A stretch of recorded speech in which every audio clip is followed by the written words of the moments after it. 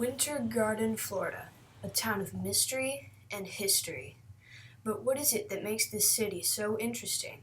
What is it that makes it draw tourists from around the state?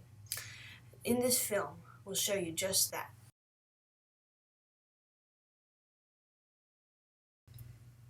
This is the Edgewater Hotel, a popular bed and breakfast inn located on the main road of downtown Winter Garden.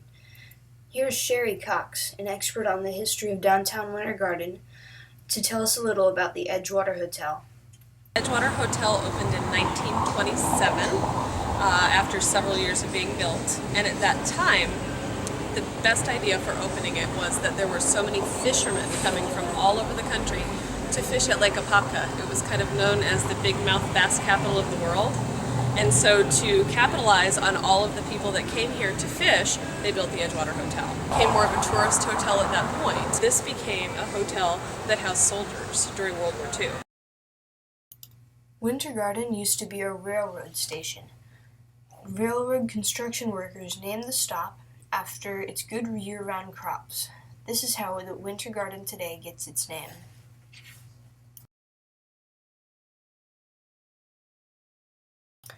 This is the Garden Theater, a popular place in downtown Winter Garden where performances are held regularly.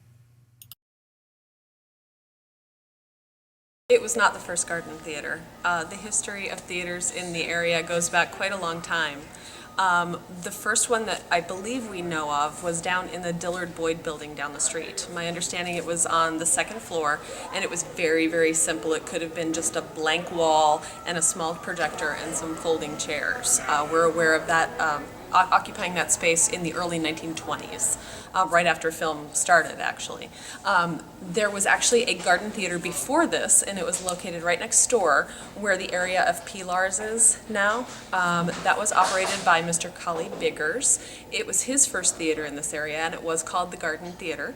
And that operated from the mid to late 1920s until 1934, and it burned to the ground in 1934. And what's actually neat is there are some people that remember that happening, and they always said that it was so neat that they got a chance to go to a movie that the night it burned, they actually stayed to watch the end of the film before they evacuated. There wasn't a whole lot that was able to be saved from that original theater, but they were able to save the projectors. This actually is an original staircase to the building. The theater was built in 1935, and between 1935 and when it was finally closed in the early 60s, the city used to be segregated. This staircase leads to what used to be our Jim Crow balcony. The balcony was required seating for black patrons. To my left here, there was an unmarked door, an exterior exit, and black patrons were required to come 5 minutes after the show started and leave 5 minutes before it ended. This is the History Center.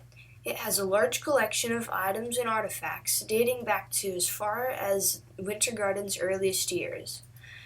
Here's the curator and writer for the Winter Garden Heritage Foundation to tell us a little about the History Center and some of the artifacts there. The City of Winter Garden was incorporated in 1903, so we're about 110 years old this year. But people were settling in the area 1860s, 1870s. It didn't start growing big with trains and industry until the 1880s, I believe, Winter Garden. But the city was officially incorporated in 1903. Orange Belt Railroad was established. It started to come down to Winter Garden in 1885 to the Lake Apopka area. And in 1886, the principals of the railroad company brought it to Oakland, and the first train to Oakland was actually stopped on November 15th of 1886. So you figure the late 1880s. Just give you one of the artifacts that we have here. This is from the Jim Crow balcony at one of the movie theaters. This was up in the African American section, and that was used to pop your soda bottles. This is Winter Garden, Florida. After seeing this film, I hope you agree on one thing, that Winter Garden deserves the name it currently uses, a charming little city with a juicy past.